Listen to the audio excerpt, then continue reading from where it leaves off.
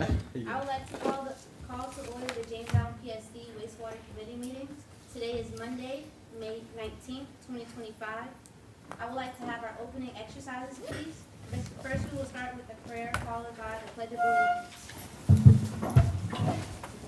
Guess we're gonna stand up.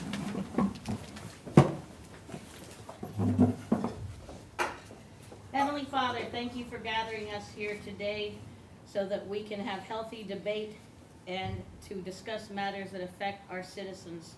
But most impressively, that we had to move our meeting because we do have a day of mourning for everyone in this country that has lost their life through the sacrifice of the military. We are always on the quest to seek peace, comfort, and protection for the living and honor the memory of those who've passed away. Please keep us in good health, and thank you for every blessing that goes unnoticed every single day, as we know that it's your hand that is in all of it. Amen. Amen. I pledge allegiance to the flag of the United States of America and to the republic for which it stands, one nation, under God, indivisible, with liberty and justice for all. Good job, Bishop.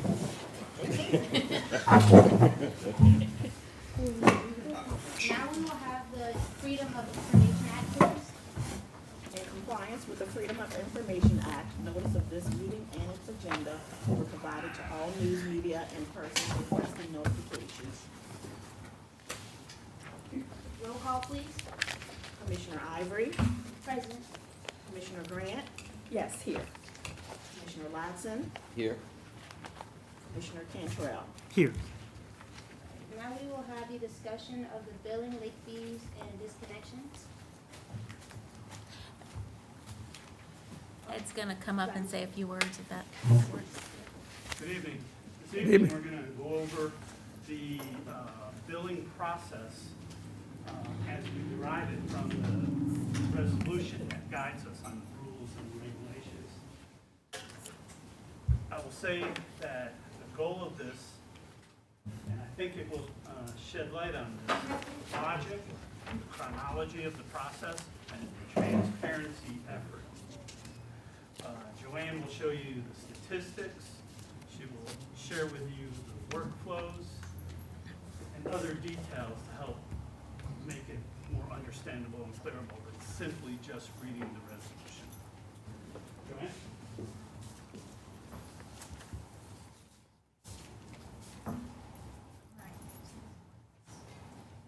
All right, so what you have, I just gave everybody a copy of the PowerPoint just in case you need it for reference.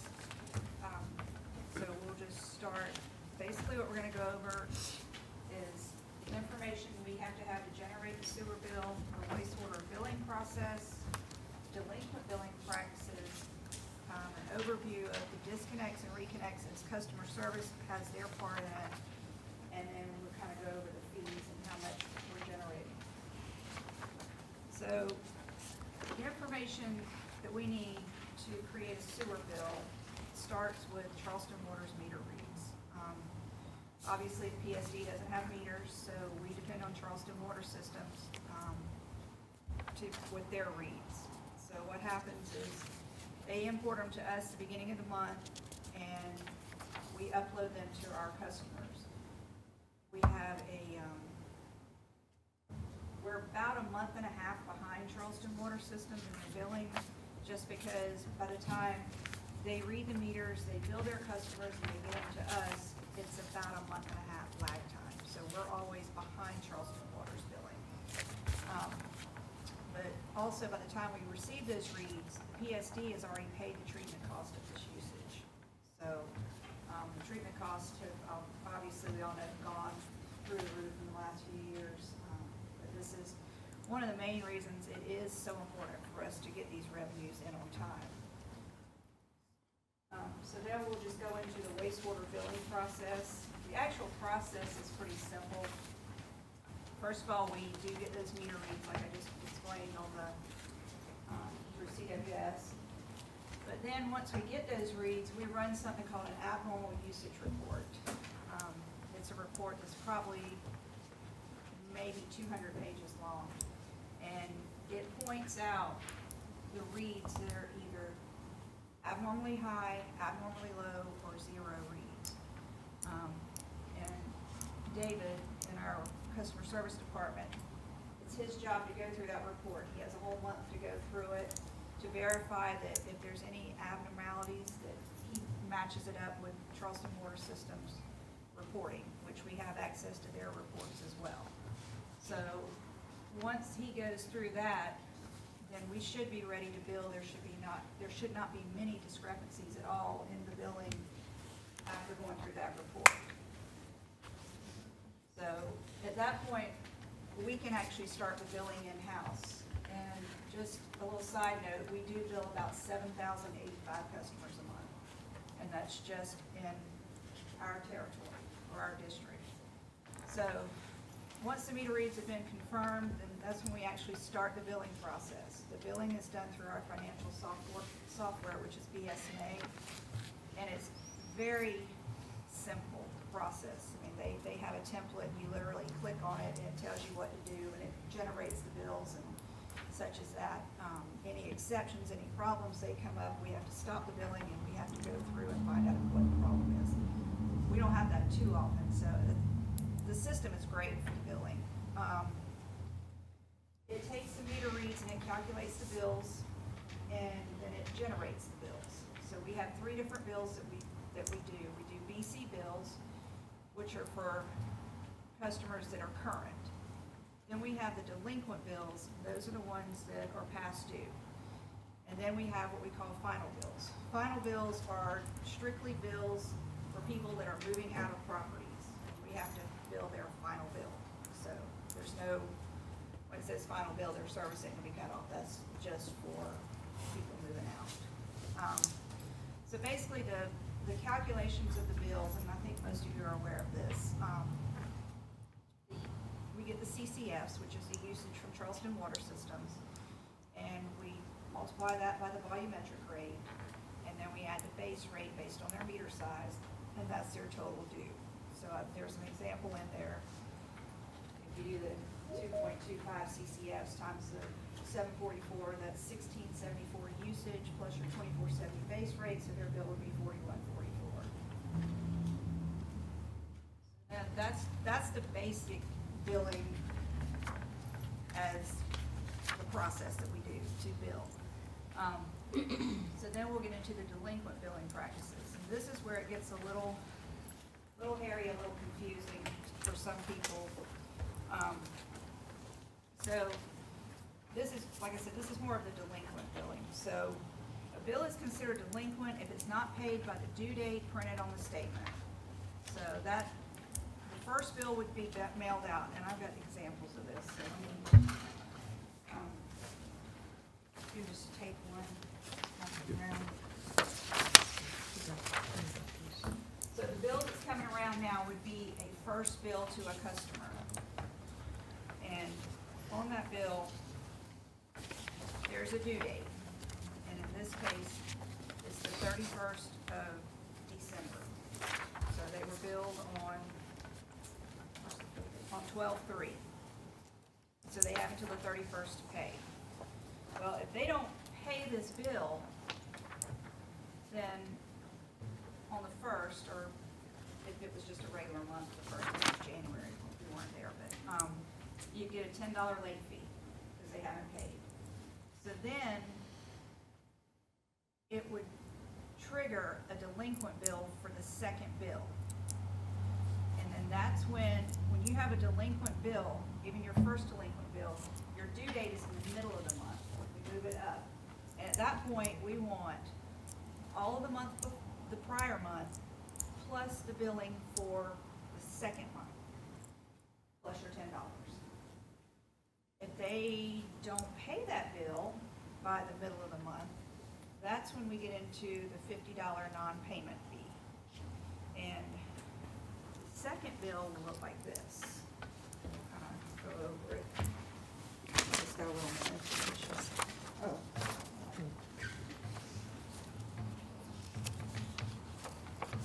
But if you do notice on the original bill, down in the message, it spells it out for the customers what they're gonna have to pay if they pay late. But if you hit that, pay after the due date, you get your $10. If you don't pay by the middle of the month, whatever that date is, it's gonna be the $50, and then you're up for disconnection.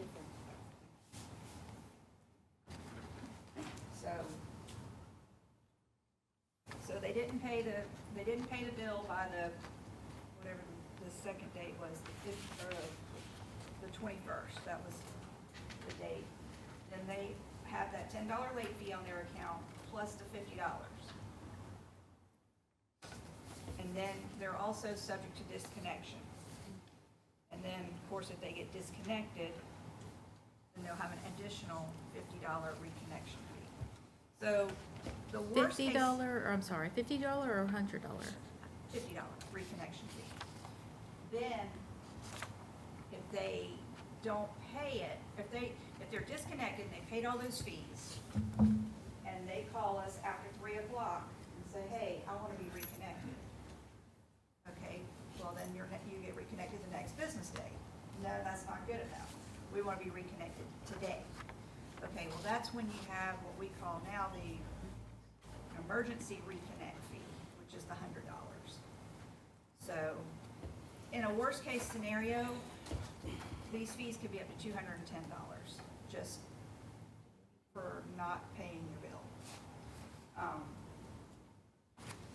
But if you look at it, in the case of like your first delinquency, we're actually giving you 45 days to pay your bill before we start the disconnect process.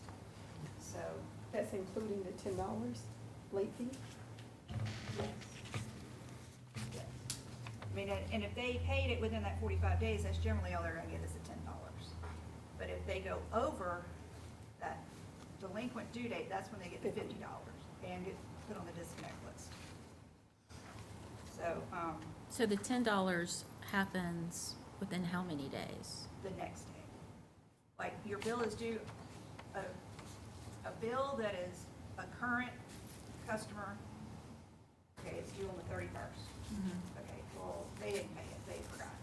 So the next day, they get a $10 late fee. Right. So, the delinquent bill though, something I was gonna tell you about the delinquent bill. On the delinquent bill though, we do have a message, on there that, because our software company, we have to have a due date on it. I mean, they can't generate the bills without a due date. We have tried, we said, can we put a receipt, we can't do it. It's got to have a date. So that's why we've had to put a message in here that if you've gotten a second bill, it's actually due upon receipt, because we could have disconnected that property, and they would come back, and, we don't want them to say, well, it says I have till the 21st. Well, no, you don't, because this is your second or more past due bill. So, but yeah, and when they do pay to be reconnected, it has to be the total amount and their fees. We'll get into that. So you're saying that upon receipt, that's in the message for the past due, because the billing software has to put a date. Right, we have to have a date. That's confusing Well, it is confusing, and that's what we've dealt with, but. yes. But technically, they should have been disconnected after that when we first determined that they were delinquent. So after the 31st? After the second delinquent bill, not the second bill, your second delinquent bill. Like, if there was a third bill behind that was delinquent, Right. that's the one that would have to be paid upon receipt. But if they do receive a third one and the amount due is still gonna give a date? It gives a date, It but gives that's a why date. we put in In the that message. message that Okay. if it was more than that, they would have to pay upon receipt, because chances are the property's already been disconnected. So, is this thing not Do you working? guys ever call? I mean, it seems like you're just sending the same message and getting the same result.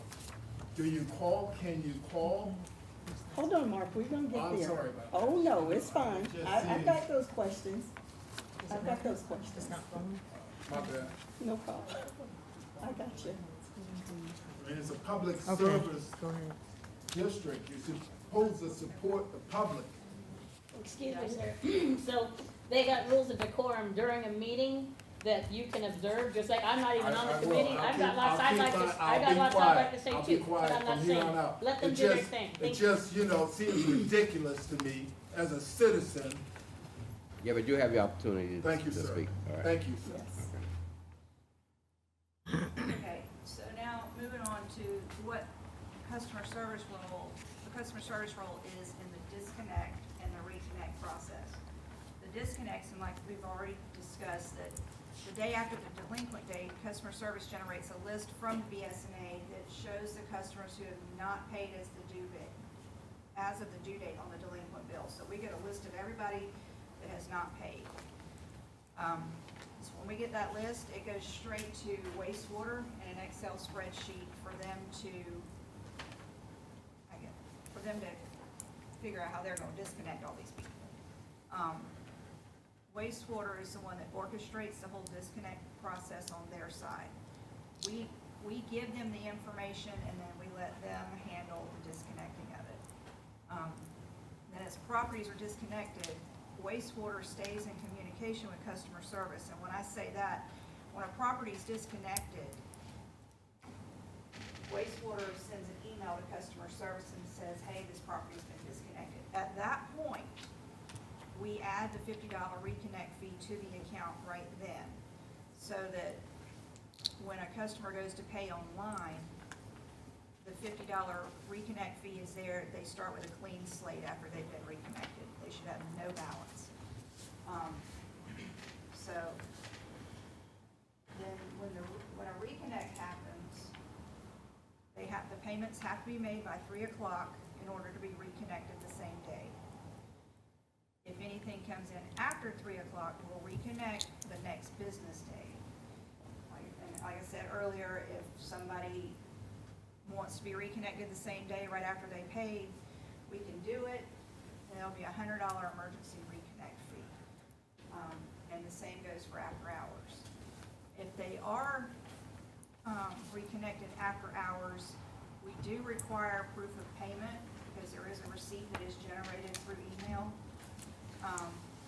And then the wastewater crew can reconnect however they see fit, and then we add the emergency reconnect fee to the account the next business day. Because we can't collect the $100 in the middle of the night.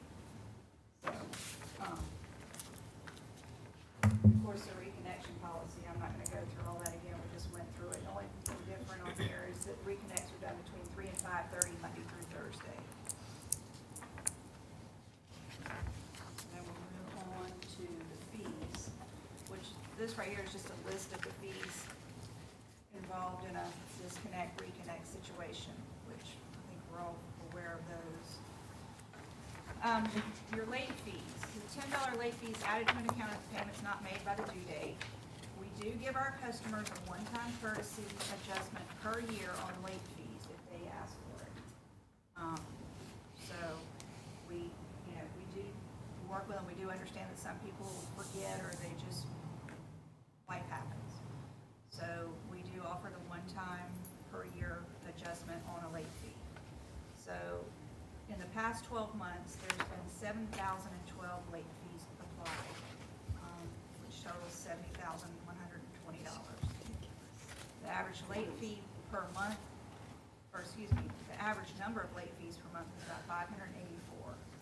And then, so dollar-wise, it's $5,843 a month on average that we're collecting in late fees. That's a lot of money on Then we go that. to non-payment fees. So the $50 non-payment fee is added to the account if the payment is not made by the delinquent due date. And in this case, customers are given a one-time courtesy adjustment every 5 years of the $50 non-payment fee if they qualify. So the total number of non-payment fees that we processed were 3,038 in the last 12 months, for a total of $151,900. So the average number of non-payment fees is 253 a month, and the average number, or the average dollar amount of late fees is $1,258.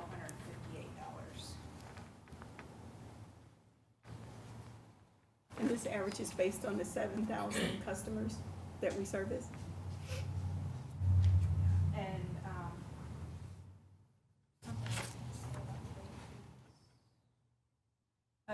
so the number of delinquent bills that we've mailed out in the last 12 months is 2,294 bills. So just for the record. All right, so down to the reconnect fees, $50 reconnect fee obviously is added when an account is disconnected, but it's to pay for the reconnection. The total number of reconnect fees that we've collected is 510, and it's almost $26,000 over a 12-month period. Average number of reconnects is about 43 a month, and we generate about $2,125 a month. Let me ask a question at that point, because that 70,000 just keeps sticking in my head, but, and we got 7,000 people. That means everybody got to reconnect at one point, but I know that's not the case, because my mind will never be reconnection. But with the reconnection, that means there's reoccurring reconnection Oh, yeah. residents. It's same, a lot of it is the same people. Okay. Yes. Then lastly is the emergency reconnect fees. This, like I said, we've already gone through all this. This is if we have to do an after hours or they make a payment and want to be reconnected the same day after 3 o'clock. We've had 51 of those in the last 12 months, totaling $5,100. So we're averaging about 4 emergency reconnects a month to about $425 a month. I have one more question, Uh-huh. and this is probably for, do we, or will we ever have the capabilities to do our own assessments instead of paying Charleston Water Company for doing water? We would have to install meters. It would be a lot. Okay. 'Cause sewers, based on water usage, so, Okay. yeah. So it would be redundant, you would have 2 water meters. So, So this last slide, I just put it in here because, we do get some people, a lot of people do have hardships. We understand that. And some people fall behind on their bills. We do offer payment arrangements, and we do have a lot of people that take advantage of the payment arrangements, and they follow them. We have very few that don't follow through with the arrangements. And in cases where their bills may be too much and they can't afford the payment arrangement, we do offer them information on James Allen Outreach, Our Lady of Mercy, Tri-County Family Ministries. We've got a whole list of them. And as far as contacting customers, we try to call customers monthly. We only have 2 customer service reps, and, we have a lot of other things going on too. But we do pull the list, the delinquent bill list, we do pull it, and they do try to take 30 or 40 minutes a day out of their day to stop and call people. I can tell you, a lot of these people, you cannot reach. Their phone numbers aren't right, or you can leave a message, or their mailbox is full. And we do get some, and when we do get them, people do pay. So they do the best they can with trying to call people. tell us about the hang tags and when those come into play. What? The hanging tags. Oh, okay. Sorry. No, I was told her she could do what the wastewater side does. That's just kind of the customer service side and the billing side of things. So, May I ask one real quick? Does it automatically email people when our they're, system does not automatically. that might be something to Maybe look at? that's something we need. This is one of the reasons I wanted to have this meeting. I think we may need to revisit. Because if we have customers that's been with the PSD for over 20 years longevity, and they're getting disconnected, miscommunication, and still being charged, I just don't think it's fair. So we need to revisit this. I understand the billing works for you all, but, we provide excellent service, is what's actually with what we do at the PSD. And I take it serious when I get calls from someone who's been with the PSD for over 25 years and get disconnected. And from what you were saying, there's 2 customer service reps, and when I spoke with Ed, he stated as well, that you're saying they take maybe 30, 40 minutes out. And if we're looking at like January, 19 disconnects, February 36, March 46, 47, and April. There is no reason that this customer did not receive a call and got disconnected. It was an oversight, yes, that they didn't see, they didn't pay the first bill. They did get the second, they paid it. It shows it was paid. It was over a weekend. They waited, disconnect, it was miscommunication. I have an issue with that. I also have an issue when there's an elderly couple who's actually being disconnected for $2. So when you have, Well, they shouldn't be being disconnected for $2. okay, so when you have people that's being disconnected and we don't have the, I guess, the software to email them. So I know there's some people who goes on, they elect not to have paper bills. So how do they get anything that's actually how do they know if their bill is delinquent, if the system isn't capable of emailing them? Now, Does the a paper system- mail Well, now, the system emails. a delinquent notice as well? Their bill, their a actual bill. Invoice Right. Cloud, now our BSNA software will do it. Invoice Cloud sends out an email when the bill is generated. It sends out an email if it has, or as a reminder before the due date. And then if they're delinquent, they get another bill. And we've pulled those for many people, and for whatever, their stuff is going into spam. But Invoice Cloud does notify them. Their Okay. bill is available the day we bill Okay. online. And Okay. when they call and they wanna know what their bill is, we tell them, you know, like if they're being mailed, we will tell them you can go online and access your bill. But you can go online at any time and find that bill, and it'll be a red bill too. Okay, And Invoice Cloud does send out emails, but again, a lot of them, they'll call and raise Cain because they haven't gotten their bill and they didn't get notified.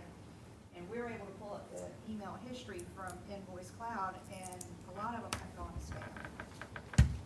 So Invoice Cloud is emailing. If we have an email on file for people, that's the other thing. and I see in, the wastewater resolution, I understand that we're not being responsible, the PSD, if they don't receive the bill. I mean, I get that part, we're not responsible if the bill comes late because it's snail mail. But I just find it really hard to deal with someone who's been paying their bill in a timely fashion. And you're saying that they take out the customer service reps a few minutes each day or weekly to call people. And I'm looking at the statistics, the numbers from December, from January, February, March, and April, from 19 to 47 disconnects. That's the properties that have been disconnected. Okay, But that's, if you look on that, late fee, spreadsheet where it says DC bills, that's the number of DC bills that are going out every month. so So is, you're looking at like 100, on average, what'd I say, per month, well, we didn't average this one, but you're looking at probably 200 to 225 bills a month that are going out delinquent. So okay, they're having to they're having to call 200, how many customers and try to, collect money. And they're trying. But like I So said, that's we about- have, you still have people calling in, you got people at the window, we've got the abnormal report, we've got other things that customer service has to do as well. And so they are making time to make calls. And most months they do pretty good, but, it just is gonna depend on how many delinquent customers we have. So some months they're not calling all the customers. They're trying to. They get a list and they split it and they work as hard as they can to call those people. Because you're saying like 200 and there's 2, that's 100, 4 days, that's about 50 averaging for each person. I'm just trying to figure out, like, we need something as a committee to bring to the commission to put in place with this billing company, with the software, that could actually somehow flag, because some people just don't come forward. But when you have someone who's not really complaining, but feel that there's some disconnect literally with the communication, with the billing software, wastewater, the text, and finance, we gotta revisit this as a committee. We gotta figure out what we can do to provide excellent service to our residents. And as a committee, this is why we're here, to figure this out, brainstorm, to make it a little, I guess, simpler for some of the residents to understand. Because I know we actually implemented this a couple of years. Last year, it was more of, we were looking at the meter sizes. So this resolution is fairly new, but as far as the late fees, the non-payment, the reconnection, from what I gathered from one customer, she was supposed to be disconnected from what they're telling her. This was maybe a Tuesday. Then she got a note or something saying, no, she wasn't disconnected, but she should have been disconnected. Over the weekend, she didn't get disconnected, but they waited until Tuesday to disconnect her. Her husband spoke with Ed. No one wants to take verbal abuse, I get it. I get it. I deal with over 1,000 passengers per day. And over 20 years, I don't have issues. Because I took an oath to provide excellent service by keeping the traveling public safe. So with that being said, you don't hang up on a person. No one wants the verbal abuse, but you don't, as a financial officer, hang up on a person. I don't like that. If we have the motto of providing excellent service, yes, we manage Ashley. I expect her to manage everyone that's up under her umbrella as well.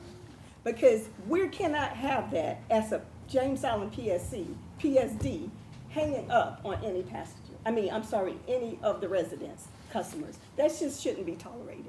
No, because our goal is to provide Absolutely. excellent customer service to the community. Well, Excellent. and I 100% agree with that, and I will look into that.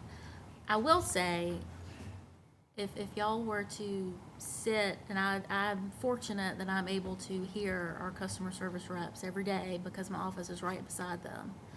They are excellent at what they do. I couldn't do it. I couldn't speak as wonderfully as they do and as patient as they are. I think, and this is something I've been thinking about for a little while, just from kind of, being here and looking at the fees, and like you said, this was instituted not very long ago.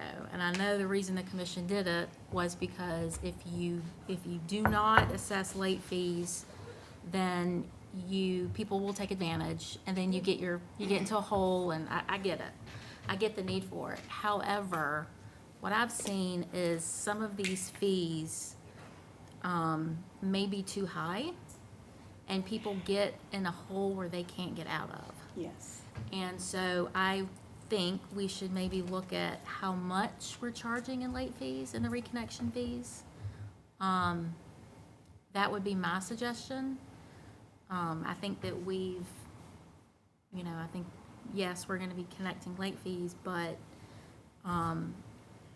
the goal is not to assess so much that people can't find a way out. And I think that's something that, Joanne, you've seen since Yeah, I have an idea, and I will share it with you later. Because we've been fighting this for years. Yes. Okay, well, we're gonna rectify it. That's what we're gonna do. And also, I have a question. I've been asked as well. when we have the $100 for the emergency, where is this money in the financial statement? Where is it? Because when I spoke with Ed, he stated that that fee is for the techs when they go out there. So I want to see, or an explanation on how it's broken down for the techs to receive that. Where is this money going? Who can answer that question? There is there is a specific revenue line item that says reconnection fees. Right, I see that. But you're saying like. Yeah, but where- from how- what I was told that it goes, it's for the techs, it goes to them. So if they paid that money from that account for the overtime? No, I think It's it's, to cover, it's just to cover, it's cover the overtime, the time it takes for them to go and do the reconnect in the middle of the night or whenever, you know, transportation there. It's an all-encompassing fee that is generated to cover overtime, everything. Overtime, gas.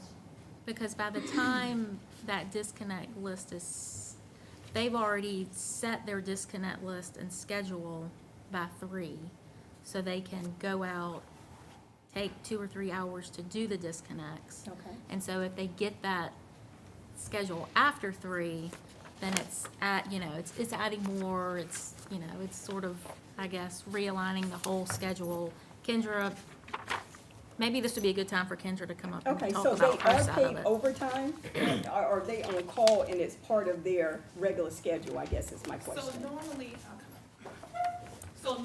when, if it's an after-hours reconnect call, it's done by the wastewater tech or wastewater personnel, I'd say, that's on call. So they are paid an on-call fee and they're paid overtime Okay. for being on call. So that. And that's coming out of the reconnection or the fees the late fees? If what's The, coming the, out. the overtime, how is that, where is that money coming from? The overtime, is it like something that's broken down, Now, our allocated? overtime is in, we do have a line item in our budget for overtime. Yes. But as far as that $100 fee, you wanna know how Yes, that is Here, broken down and piece by piece? that's not how, like, that's not how any of our accounts work. Right. Like, there is no specific one revenue line item that matches to one specific expenditure line item. well, that's what I thought. And that's just how municipal financing is. I However, get it. unless it was like a grant, for example, then that grant revenue would be tied explicitly to that Right. grant expenditure. It goes into the pot. And, But basically, yeah. what she's saying is accountability of the funds. That's basically, so we need to get control of that if we don't have it. Yeah, because, and we'll get into this later as far as overtime, the budget is astronomical for wastewater, actually, if you look at the overtime that's allotted. But I do want to go back to the customer service people. I paid my mother and haven't paid her for the last several years since I returned to Charleston, before I became a commissioner. And I would say they're doing an awesome job because, they're always the same, they're courteous, and they're always working. Yes. So I gotta attest to that. And it wasn't for the customer service rep. This is actually one of your offices. This is from the finance, from what I was told. And like I always say, it's his story, her story, and then the story. But there's something that went on with this specific customer that she was miscommunicated with. And I even spoke with Kendra, I spoke with Ed, I spoke with the resident. And then to still be charged, cut off, disconnected, and then still charged, that's just unacceptable. If we miscommunicated because we should have turned it off, but we didn't turn it, could disconnect, I should say, then reconnected or never re-disconnected, and they know it was an issue, she went to the office, why are we charging her? I understand we have, operating procedures, wastewater resolution, we have everything in writing. Who can determine, who makes that assessment? Is it wastewater director, is the finance guy? Who makes the say, okay, you know what, let's negotiate this? Why even charge the person if there was miscommunication with the PSD? That's my question. We can move forward, we'll rectify that. Let's move forward. Is that everything? Yes, sir. not a member of your committee, but may I? Yes, sir. I had to restrain myself from applauding because I know that would not be in consent with decorum. But I must commend Commissioner Grant for one of the most bold, eloquent, persuasive statements about extending compassion to some of our neighbors who may really need it and deserve it. Thank you. Alright, so I would like to make a motion to adjourn tonight's wastewater meeting. Somebody has a second. Second.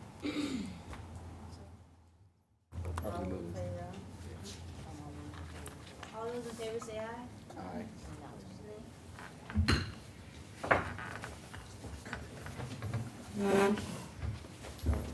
Halfway. I'll call you.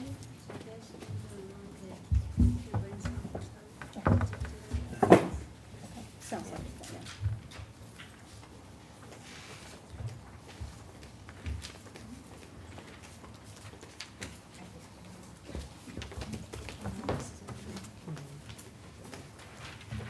Ready to roll right into it? Thank you. All right, I would like to call to order the regular commission meeting for the Jamestown Public Service District on Monday, May 19th, 2025. We have already completed call to order and opening exercises. Could we get Freedom of Information Act again, please? In compliance with the Freedom of Information Act, notice of this meeting and its agenda were provided to all news media and persons requesting notification. Thank you. Roll call vote, please. Roll call, please. Commissioner Brown Crouch, Here. Commissioner Cantrell, Here. Commissioner Clifford, Here. Commissioner Grant, Here. Commissioner Ivory, Here. Commissioner Latson, Present. Commissioner Platt. Here. Thank you. Do we have any oral and written petitions? Yes. Mark Brown, So that's, I might want to do the second part as well. that's fine. So you can put a check next to the other. First and foremost, I want to apologize for my outburst. My name is Mark Brown, Daniel Willie Road, and it's always a pleasure coming and being a part of a public service district meeting. I moved back here a couple years ago, so I'm certainly going to be involved.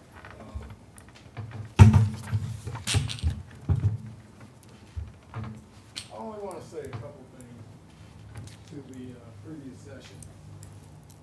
You guys ever give any consideration for volunteers to maybe make phone calls to reach out to customers? I heard that 2 people are making calls 30, 40 minutes. I don't know how often a week, maybe daily, is that right? But anyhow, during the peak time, maybe you guys can staff up with a couple volunteers, an hour or 2 a week. Have you considered that? This isn't a back and forth. Okay, that's We'll good. get back to you. That's good. Yeah. Commission Chair, would you mind if I requested, Ms. Absolutely. Kyrie to read the preamble to public comment section? That would be great if we could pause Mr. Brown's time and do that. Thank you. The commission is interested in hearing your concerns, but speakers should not expect commission action or deliberation on subject matters brought up during the public comment period. Comments are limited to 3 minutes per person, and no personal or verbal attacks will be permitted. Comments should be relevant to the commissioner's scope of responsibility and its statutory authority. Topics requiring further investigation will be referred to the district manager. Thank you. Unpause. Thank you for that. Appreciate it. I would be interested in volunteering to provide services where needed. A couple hours a week. My number's on the sheet. Please reach out to me if you need help. I think it's important to reach out to your community. And certainly, your efforts are really appreciated. I know they're short-staffed in many organizations these days, so I would really like you to consider that. Thank you very much. Thank you. Thank you. John? That's it. Okay, thank you. All right, next up is approval of minutes. A is the public hearing on April 28th, and B is regular commission meeting on April 28th of this year. So moved. Have a motion? Second. All right, roll call, please. Commissioner Brown Crouch, Yes. Commissioner Cantrell, Yes. Commissioner Clifford, Yes. Commissioner Grant, Here, yes. Commissioner Ivory, Yes. Commissioner Latson, Yes. Commissioner Platt. Aye. Motion carried unanimously. Thank you. Moving on to staff recommendations. Number 5 is real estate services professional services contract. Yes, so, as you all know, we've been talking about the USDA funding, and one of the items we've been looking at is, acquiring a parcel for solid waste laydown yard, and that would be vegetative debris only. We do need a real estate professional to assist us. The commission had procured, going back to the name of the, CBRE, yes, thank you. And in speaking with, Tamara, Ms. Robinson, they've been very happy with them. And we do have one more year that we can, extend our contract under our procurement policy. So, because we do need to get this ball moving, I recommend that we do that. And, I have already communicated with them, and they are open to that if the commission approves, and they'd be able to, get moving right away. Excuse me, Ashley, did you say she was happy with them, or, okay. Well, I'll defer to Tamara. Is that Charlie? Yeah, Charlie. I'd like to, tell me what these guys are gonna be doing. Yeah, so. I mean, if we're gonna get somebody, let me know what we paying them for. Right, so, they're real estate professionals, so they'll help us acquire a piece of property and close on it, but, moreover, they have access to parcels that are. We on the way off. Exactly, yeah, and so we do, we're able to look, and we do have a few ideas, but, having someone that can, So in dig a little other deeper words, is helpful. what we are proposing, rather than we trying to go and figure out, about a property to have the real estate people who is aware of property, so we'll pay them for their services.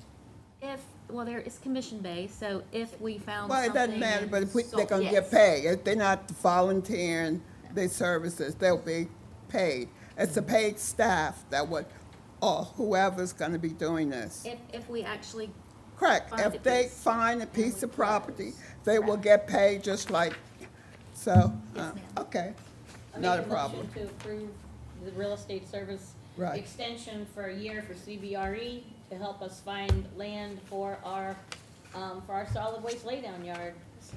Can we have some discussion? Second by, Ms. Ivory, and now discussion. Yes, Commissioner Grant? Yes, I see here where, the broker commission would be 6% of the sales price. Right. And I know that's negotiable. Who negotiated that amount? Because usually with the real estate, with commercial, it's anywhere between 4 to 8%, and I know 6 is in the middle. Just wanna know who set the 6%. How did that come about? I'm not sure, because that was before me. That's That what was, real estate starts charging. that was the, That's Previous not carved in contract? stone. It was That's part of- I negotiable. didn't say it was in stone, I said that's what, most of them get 6% of whatever they sell. I just know it was in the original contract. Right. And so this was a year extension That's on what that they're original charging. contract. Okay. I mean, I could certainly go back and we could, negotiate if they're willing. No, I was just wondering, where did the 6%? Well, that's cheap, that they charging us 6%, because they can go up anything you want. Commission Chair, sorry, may I be recognized to speak? Yes, please do. And also with the USDA, it's being a loan, so we'll be paying it over time, yes, and this is an established company that has done good work for us before, and that's why I made the motion. Any further discussion? Seeing none, roll call vote, please. Commissioner Brown Crouch, Yes, Commissioner Cantrell, Yes. Commissioner Clifford, Yes. Commissioner Grant, Yes. Commissioner Ivory, Commissioner Latson? Yes. Commissioner Platt? Aye. Motion carried unanimously. Thank you. Next up is award of RFP for grounds maintenance. Kendra's gonna speak to us. Alright. So we put out an RFP, for grounds maintenance, and, that RFP included grounds maintenance at the Signal Point, headquarters site, as well as the 69 pump station, well, 68, one pending pump stations that we have throughout the system. As a result of that RFP, we had 4 different firms that submitted proposals. So the review committee evaluated those proposals and we went through them. And we decided to go with Yellowstone Landscape. They're actually our current provider for landscape services currently at Signal Point. And the breakdown of the price for Yellowstone, they're gonna charge $51K a year for the services. And that's $6,000 for the Signal Point site for the year. And, for the 69 pump stations, it's $45,000. And that's one visit per pump station every single month. They also offer additional services, for example, like hurricane cleanup and helping us, like, get rid of trees and help with the roads and all of that other stuff too. So, just asking commission's permission to. Commissioner Claire, can And I you- ask her a question? Can I go first? Yeah. Are you satisfied with their current service? Yes. Okay. Yes. So then, when they're not on the scene, then that does also become part of the job of the people having to go out there too, right? Because have we had them for so long that, there was a time, I believe, I've heard from other workers, and they're the ones that ended up having to clear some parts. We're gonna be clearing anyway. Exactly. So Okay. that's just an additional help. We Great. all know how it is Okay. out here. when we Okay. have hurricanes. Commissioner Lance? Can you give us an example of what type of maintenance that we providing? Okay, so for instance, at Signal Point, it's the grass, making sure that the grass is cut. Any type of planters, plantings that we need, make the site look, presentable and nice. As far as pump station is concerned, it is, removal of weeds, cutting the grass if grass is available there. We also have a back truck that has to get into every single pump station, so that includes cutting overhead limbs, just making sure that the pump station sites look presentable at all. Yeah. And I'll just also, it's actually not gonna be all of our pump stations, because there are a couple Yes, yes. that we're gonna take off that list, Yes. because there's really nothing there. They're Right. super small, and actually where they're located, neighbors take care of it, Yeah. so we can reduce So this the number a price little is bit. actually probably gonna be a little bit less than that, once we The sit down with ridiculously low company price and is kind of gonna go. negotiate Yeah. the contracts. Are If there, it gets below 50, then it doesn't need commission approval, right? Well, I mean, That was my question about some just don't have anything that's there. yeah. Okay, so So- it will lower the price. Yeah, but we'll assess that with the company, Okay. we'll go. so we'll just they, walk through they some are stuff. aware that once you reduce it, the price reduces, right? Yeah, that's fine. Okay. And they, yes, because I think Kendra's spoken with them that, if you all were to approve, they would actually visit each Yes. site and kind of assess what it actually needs. Yeah, so they'll come and they will, we'll walk through it, all 68. Bless you. All 68 pump stations, the one pending, we're not gonna visit that construction site, but we'll walk through and at that point, we will all assess what needs to be done at each pump station, and then they will generate a schedule based on that. So one, Chair, if you mind, one, I guess, for each pump station once a month, Once a month, yes, ma'am. and then 20 services to the upkeep Signal, of, yes, okay. the complex. Where is this company? Where are they based out of? Are In they North local? North Charleston, okay. I make a motion to approve? I second it. Any further discussion on this pretty amazingly low bid? Roll call vote, please. Commissioner Brown Crouch, Yes. Commissioner I don't want to Cantrell, cut it. Yes. Commissioner Clifford, Yes. Commissioner Grant, Yes. Commissioner Ivory, Yes. Commissioner Latson, Yes. Commissioner Platt. Aye. Motion carried unanimously. Thank you. Now we are in informational items. James Island PSD grant consultant. Yes, we have Patrick Patterson with us tonight. Where is he? And, well, he's gonna be virtual here in a Oh, okay. minute. They're getting him up.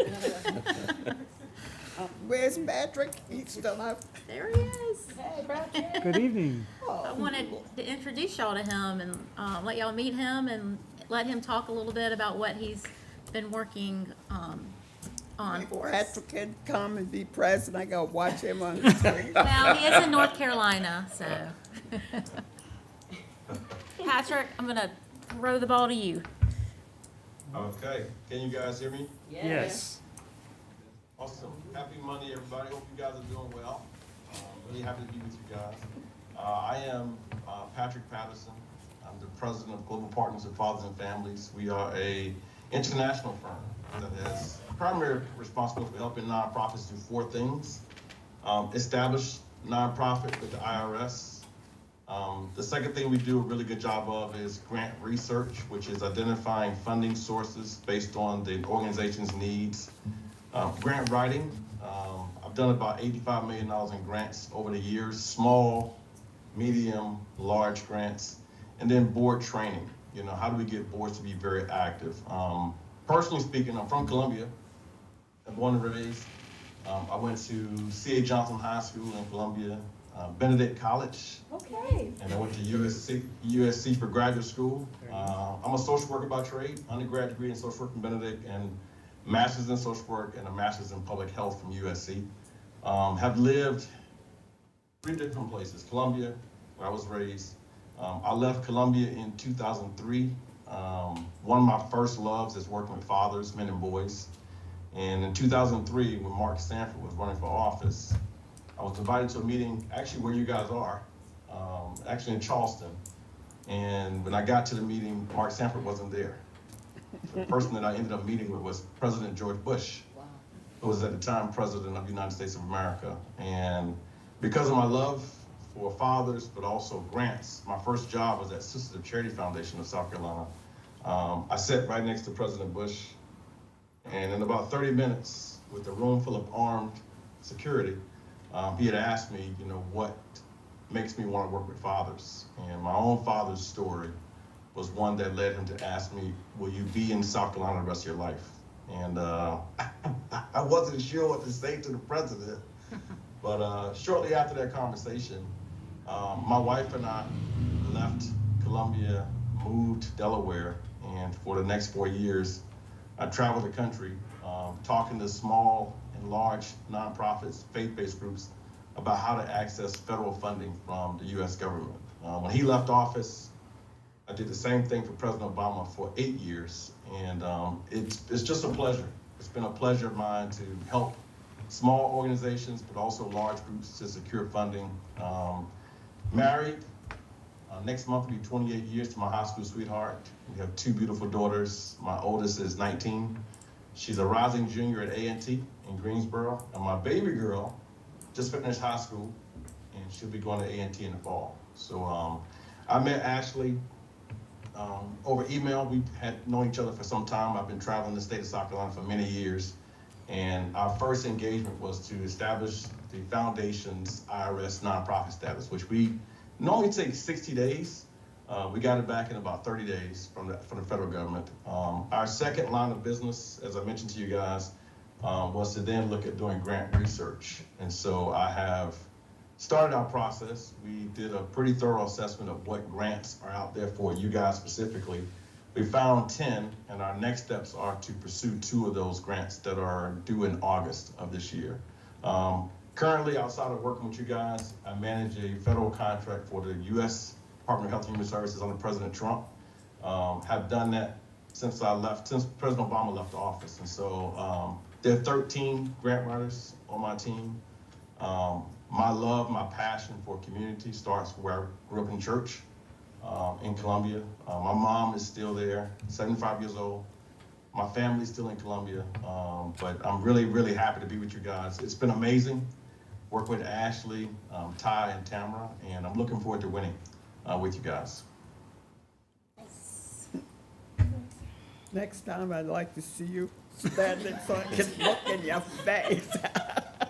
What's that? She wants to take you to lunch. love to. I would love to. I would love to. Chairman, I'll speak first. Well, listening to your resume, you seem to have done well. You guys show me what you're about, so let's get started, okay? I'm with it. You know what? The best part about winning grants is it takes both of us. So When you Let's say win. take both, explain what you're talking about. It takes both of us. well, You the grant sure. writer, When not I me. say both, I mean all of you guys. The best way to figure out how to help organizations locally is to get folks who are local.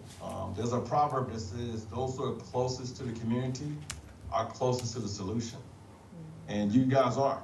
And so what I write is what you guys help me understand about James Island. And so this is not a, you don't do it by yourself, I don't do it myself, and we do it together. And so part of this journey that we're gonna be starting is gonna be working together. And so I'm looking forward to it. Okay. Did you have something? Show me. Yeah, I'm from Missouri, you gotta show me. Let's go, let's work together. Let's Let's get do it together. started. Commissioner Let's do Ladson? it together. Yes, I just wanted to say that you have a outstanding resume, and I hope that you live up to the resume. And you kind of answered some of the questions. My number one question was, what you gonna do for us? So you said you do have some plans, so I want to know specifically, what is your intention for us? Yeah, and I could ask Ashley to jive in here, but we found 10 grants. We did a pretty good assessment of, based on what they shared with us, what you guys needed. We found 10 grants, and typically we do the work in phases. So there are 2 grants we're gonna start working on probably in the next couple of weeks. One is TD Bank. They have a grant that's due every quarter. I've won this grant for a couple different counties in South Carolina. It's a different grant this time around. And then the second one is called the Phillip Foundation. And so both of those grants are due in August. And so our plans are to write both of those grants, which you guys support. Let me ask you how much? Yes. How much are they willing to give? The TD Bank grant, the max is $100,000. Okay, I will say this because I've been doing grants for a long time. Because a funder says 100,000, doesn't mean they're gonna give you 100,000. We have to justify our requests. And so we'll need data from you guys. We'll likely need letters of support from you guys. We'll likely need estimates on what we're gonna try to get funded. But the max is 100K, but it likely will be less than that number because most funders don't give that amount. The Phillip Foundation max is $50,000, same scenario. Most will say they give $50,000 or $100,000, but it's typically 50 to 75% of that, as long as you can justify the request. I got it. And part of the report that Patrick did for us, and listing out some of the other grants that we're eligible for, we're also gonna be pursuing some other ones, but internally. So, Tamara and Ty have been going to grant workshops, and, you know, we looked into ones because of Patrick's report, kind of looking at the detail. We're like, oh, well, we can probably take those on in-house. But we wouldn't have known about some of these, you know, had it not been for his research. So I appreciated that. One more question. Thank you. Have you eyed historical grants? Say it again. Have you researched historical grants for this particular area? No, that wasn't what they asked. This typically, what they identify as a need is kind of what drives our research. For example, this is not you guys' case. If I was in another community in South Carolina and they said the issue that was plaguing the community was youth violence, our research would have been only on grants that fund youth violence. Correct. That wasn't the keys for us there. I do understand, but listen what I'm saying. This is a historical area, so you may want to research those just because you wasn't told that you have knowledge of it. Okay. All right. And I guess, Patrick, this is more for Ashley. These two grants, what are they specifically targeting? What are we getting these, what are we applying for? What would they actually provide service, or where would they be awarded to? Like what area What area, within the yeah. PSD? Do you remember exactly these two? Patrick, can you speak to the TD grant? Do you have that information in front of you? I do. TD Bank, can you guys still hear me? Yes. Yes. TD Bank has 4 deadlines, as I mentioned: January, March, May, and August 1st. Their funding categories are in a couple different areas. One is housing, and then it covers the gamut from repairs to development to actually helping folks to transition into housing. The second one is capacity building. It says this fund includes 2 opportunities: capacity building grants to provide funding to help strengthen and increase the impact of organizations and communities that serve and support those around 3 areas: tactics, talent, and tools. One of the things we talked about was the talent pool for the foundation. So that is due August 1st. I mentioned that the ceiling is $100,000. Likely we'll go after some kind of capacity building grant, which is a training, establishing systems and tools for the foundation in James Island. So that's the first one that we've mentioned. So I'll stop. You can add, Ashley, or I can take any more questions on that specific one. No, that's fine. What about with the Phillips Foundation? What type of grant are we applying for with that foundation? The Phillips Foundation grant is one that doesn't have as stringent an application process. When you look at TD Bank, theirs is very specific. They will ask you for lots of information. There are 5 categories for the Phillips Foundation grant.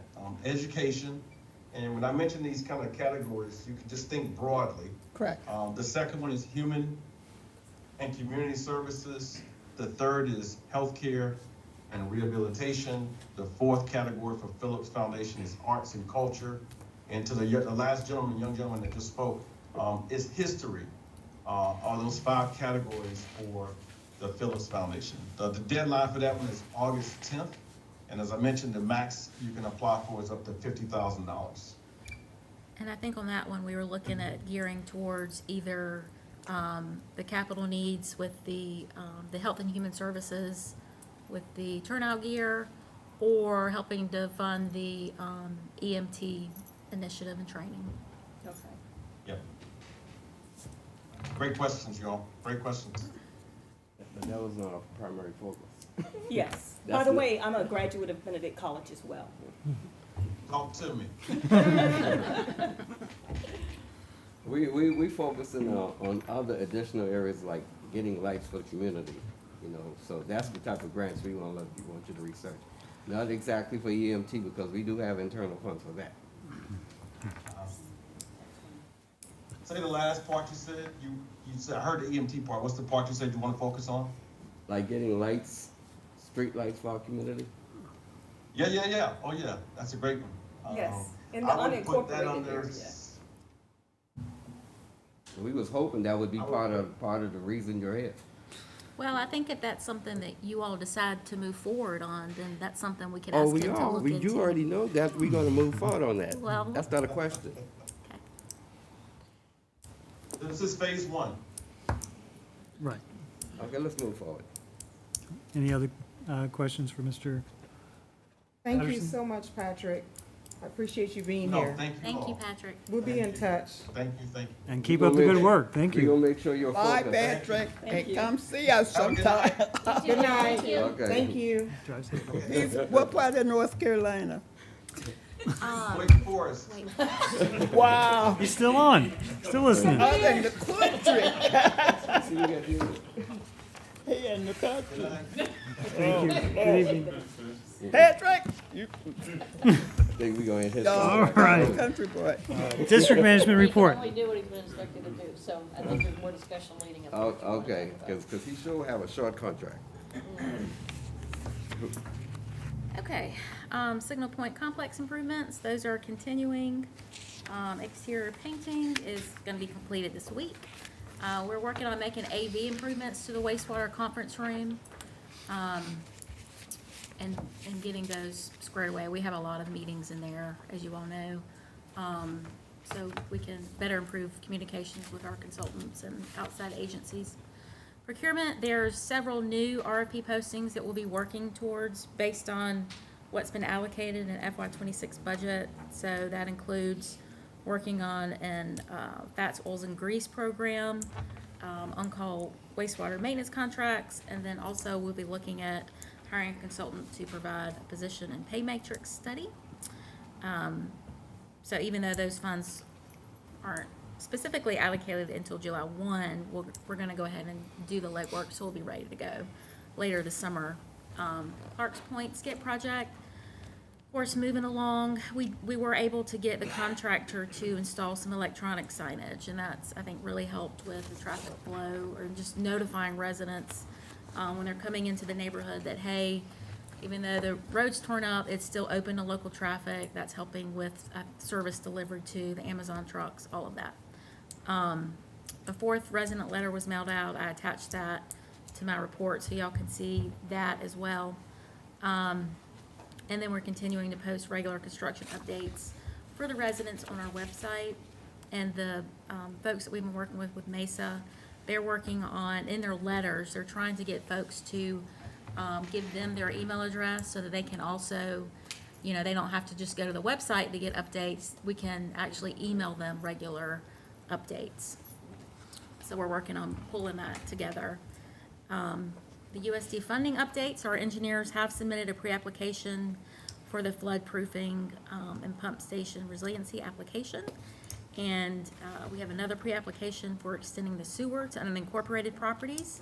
And we're working on getting that submitted. We're having some back and forth with USDA to make sure we've got that tailored just right. And we've also submitted a pre-application for the solid waste laydown yard, even though we don't have a piece of property identified yet, just to kind of get our name in the hopper.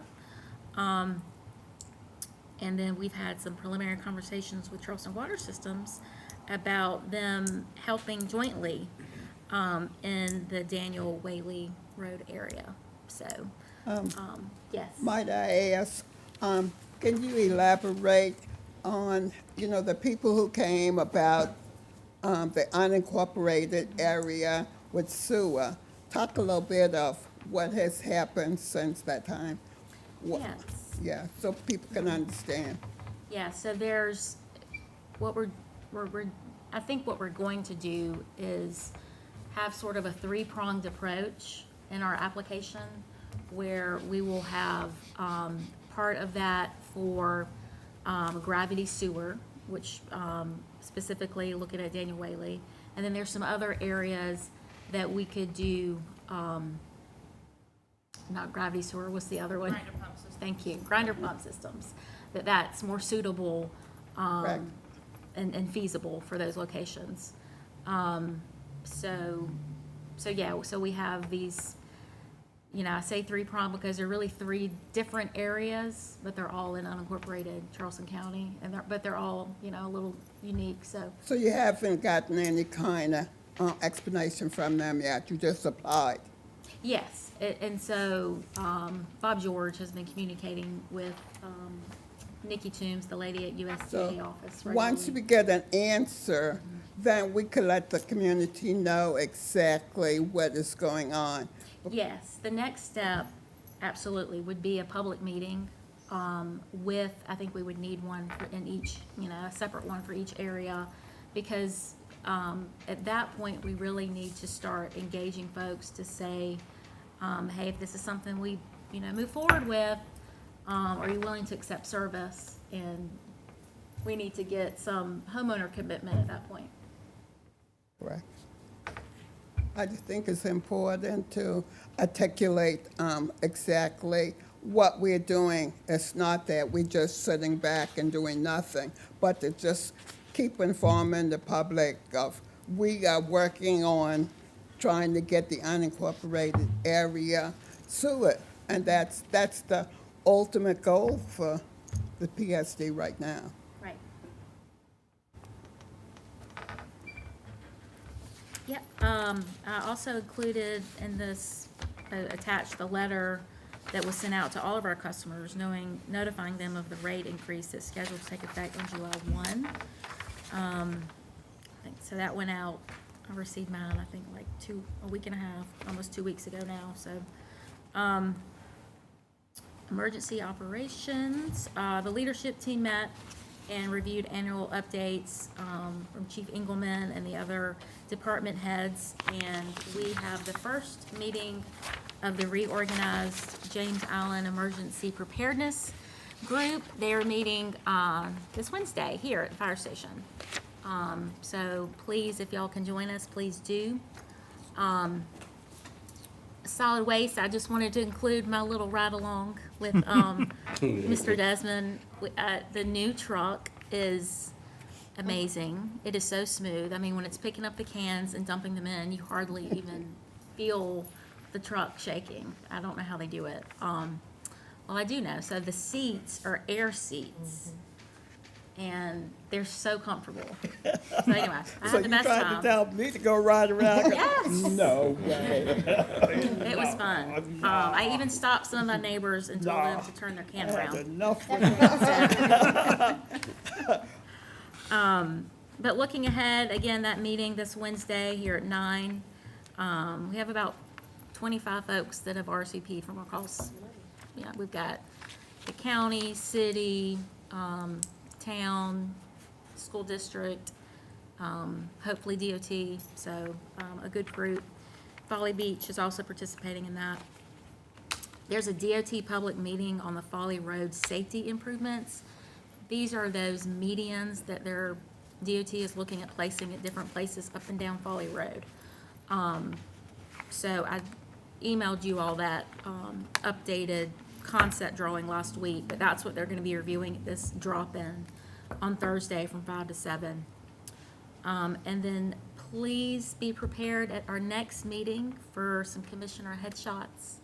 We'll have our wall finished, we'll have a good backdrop, but our new website, is going to be launching in August, and so we'd like to get a new group picture. So anyway, we'll remind y'all before the next meeting. So, in other words, we can be taking picture and you want us to look good is what I'm hearing. Look nice. You always look nice, but Got it. maybe extra nice. I mean, speak language we can understand. Chair, if I may, I have a question for Ashley. Okay. Ashley, with this meeting for the emergency preparedness, it's at 9. Approximately how long is that meeting gonna last? Yeah, I allotted 2 hours. 2 hours? Okay. I don't expect it to last longer than that, so, yeah. Okay, all right, I'll try to pop in. Oh, great. And if I could defer to Star to give some HR updates under my report, because I don't have her on the agenda. Apologies. Excuse me. I wanted to, I'm sorry, I wanted to ask, I'll bring something to the attention of the manager. And usually she asks if what there are is any that you're questions talking on, I about? didn't hear one. Of course, I don't hear very well. Okay. But I am pleased to report that today at the VA Medical Center down on B Street, I was issued new hearing aids. And a device that the audiologist gave me. It's like a 360-degree microphone. And I've didn't hear perfectly tonight, but I've heard better than a meeting this year. And I'm just full of thanks tonight. I'd like to thank Commissioner Clifford for that wonderful prayer, and she mentioned veterans, and especially those who've gone to their terminal ward. I don't think I'm very far behind them. But, and gee, all you taxpayers, I bet if I'd had to buy these on the outside, I couldn't have afforded it, so thank you very much. So the concern I wanted to share with the manager is by no means to be taken as a complaint. It has to do with the delivery of our packages. I received mine today, and of course, better late than never. But it'd be much better if we could get them, say, Friday or Saturday. And the same thing happened before the previous meeting. I had a hunch that the problem was with the United States Postal Service. I send out a lot of these. Every week I send out a few, so I knew that something was going on. And as far as our packets go, the shipping label was created last Thursday, the 15th. But it wasn't until 2 days later, the 17th, Saturday the 17th, that it was that they were accepted at the the USPS Origin Facility, whatever that is. Cross County Road. And then, that was at 9:34. A couple hours later, they were in Columbia. And they stayed overnight in Columbia. And then came back to Charleston. Just share this with you. And, you know, I noticed a change. As I said, I send out a lot of these priority mail envelopes, and it seems that, I don't know, maybe starting 2 months ago, I noticed that these that I was sending out to addresses in the Charleston area, whereas in the past, typically it could be delivered overnight. And for $10, you know, you'd expect that.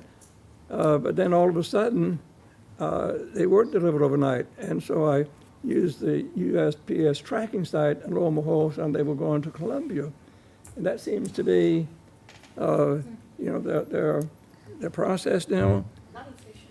And I'm thinking that, you know, maybe USPS, like so many federal connected agencies, they're trying to do more, you know, with less resources, and just respectfully suggest that maybe make some kind of adjustment in the way that these are delivered.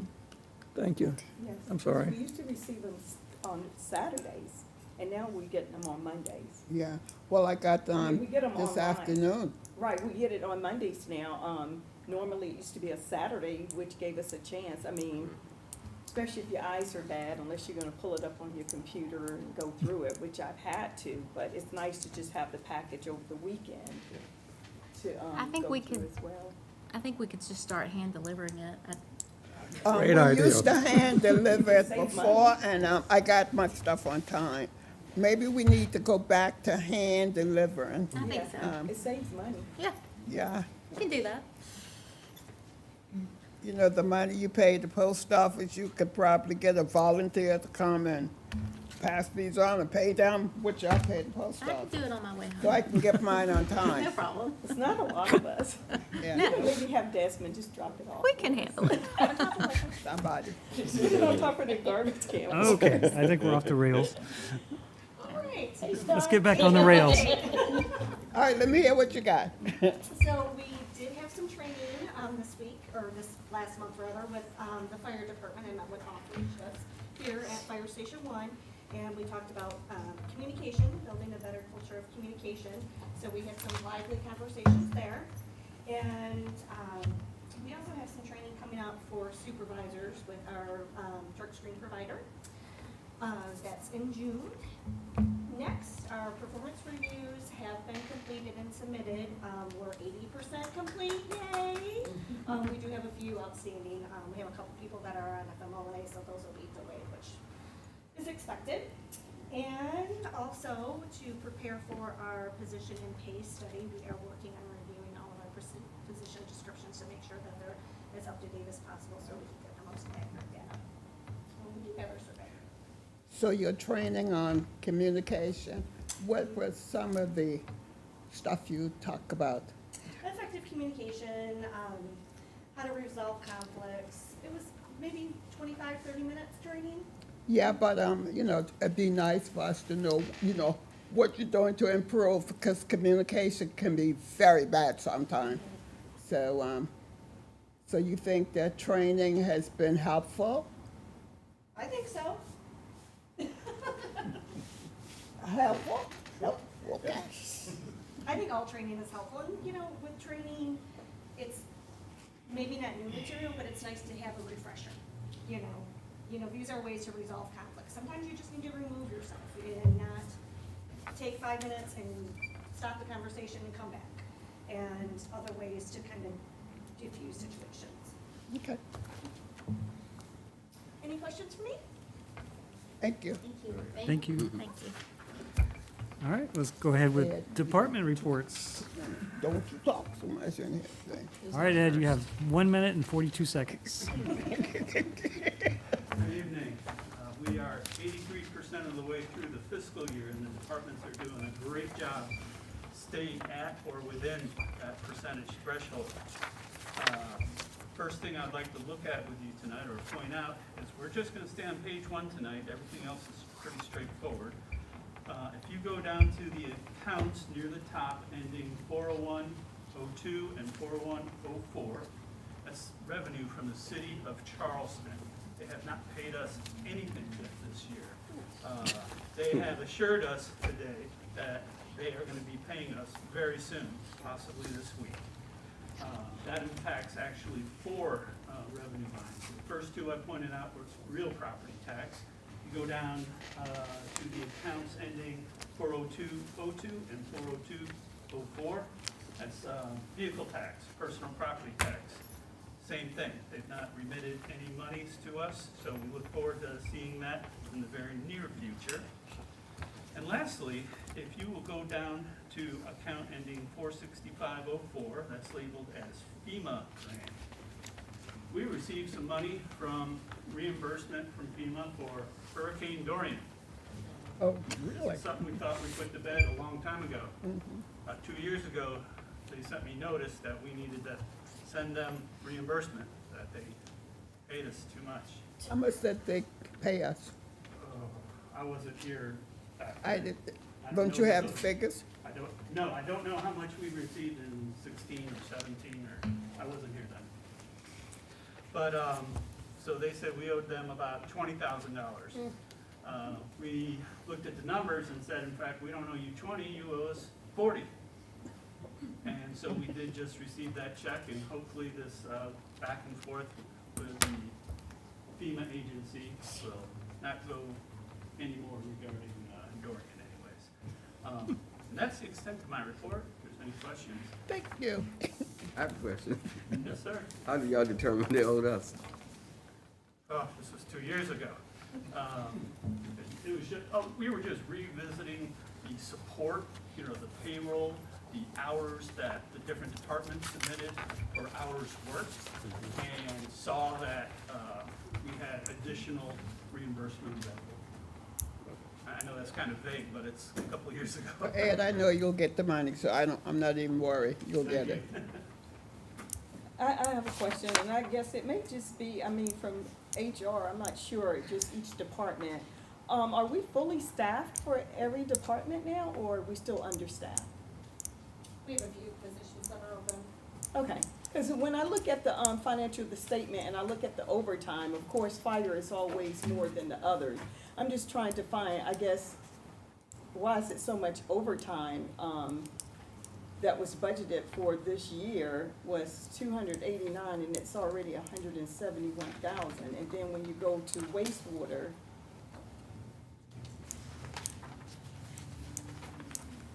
no, that's solid waste.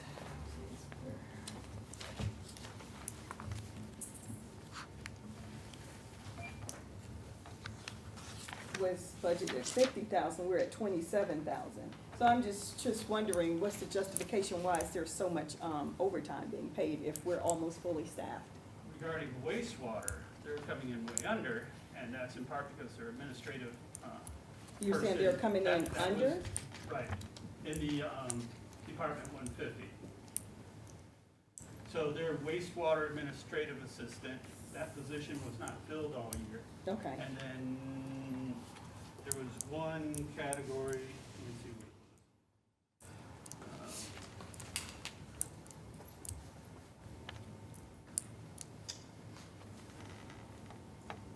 The technicians, was it technicians?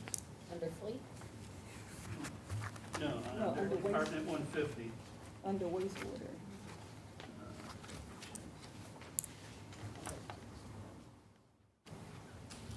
And give Oh, me this. skilled labor. What line number? are you- That would be ending 50601. They started out with 6 employees in that category at the beginning of the fiscal year, and in April they were down to 2.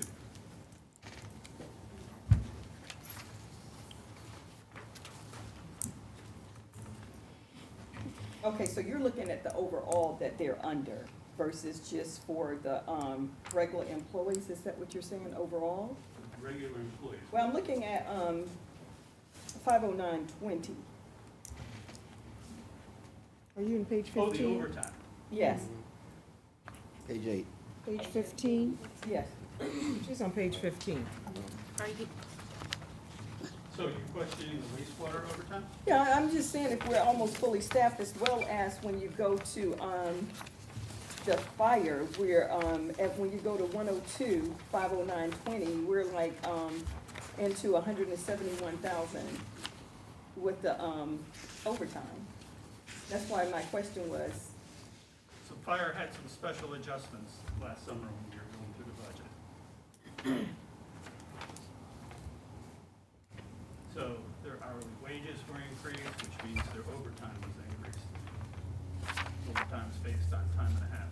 yeah, I understand how overtime is actually time and a half. My question is, how many, are we understaffed for fire at this time still? 6 under, so that it's requiring the other officers to pick up the overtime? And we're 6 Okay. short, and we have 4 people on long-term injury, the only 4 out for medical leave and maintenance.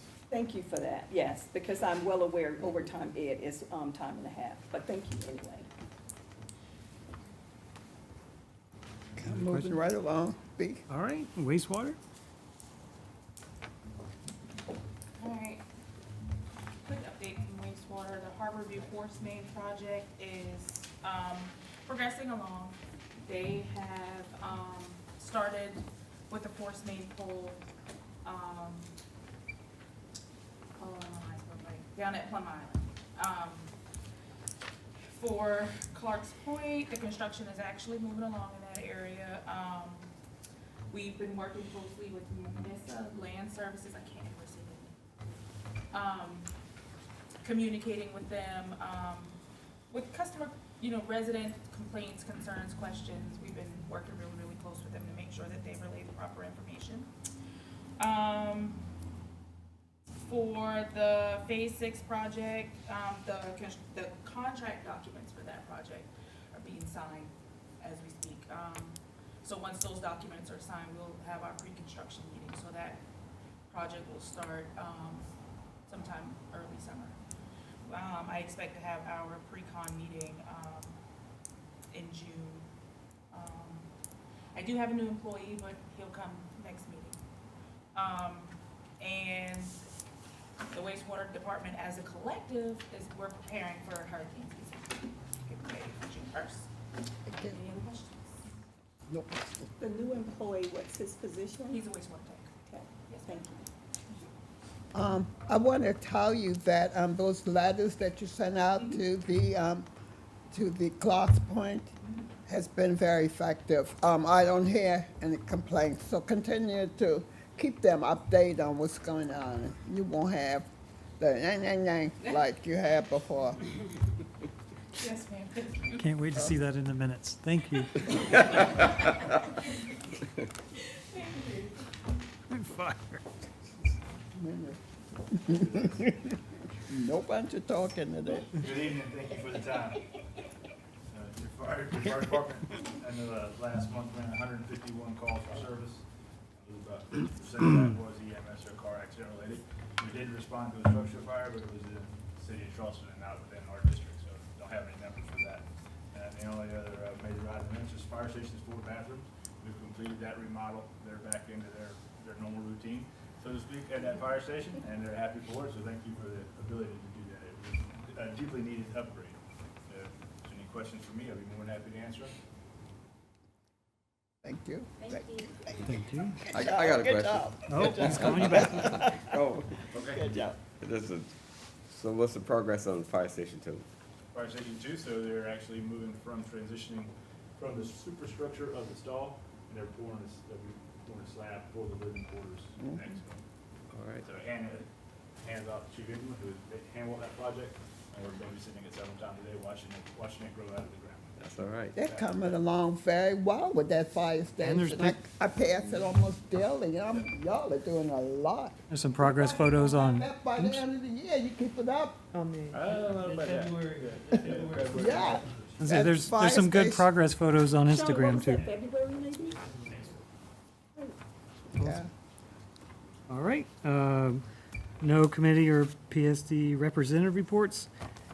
One newspaper article, Did you want to speak to it at all, or Well, information? Mr. George saw that and thought it would be good just for you all to see that we're not, of course, the only water and, or sewer authority, struggling with growth demands and having to wrestle with, impact fees and things like that.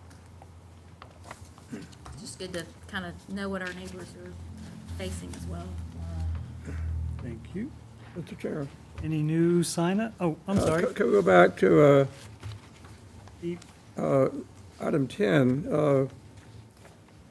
I don't think, we do have a representative to the James Allen Inter-Council Governments, don't we? Intergovernmental?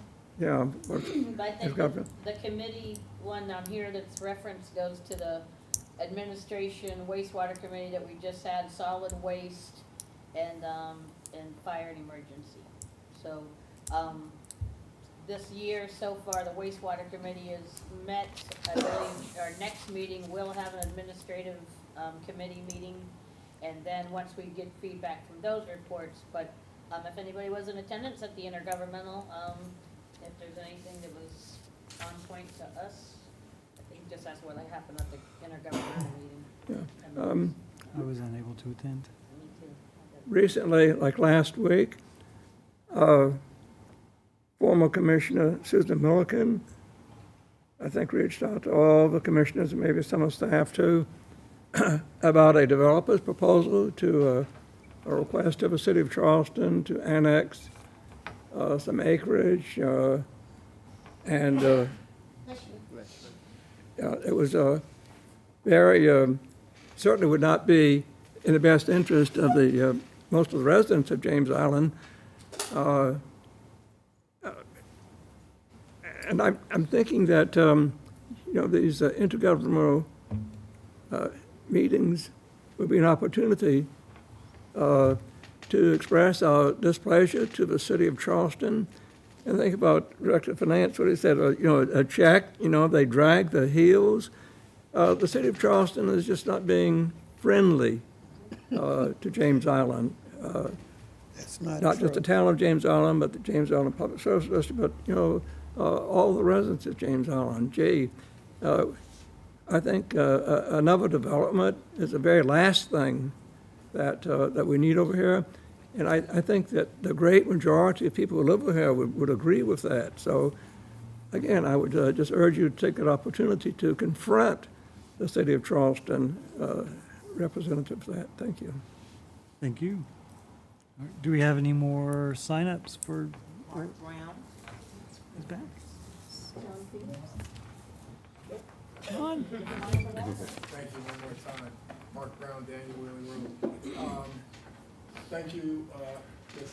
Smith, for the availability letters. I got 2 availability letters for the sewer plan. I got 2 instructions on that road.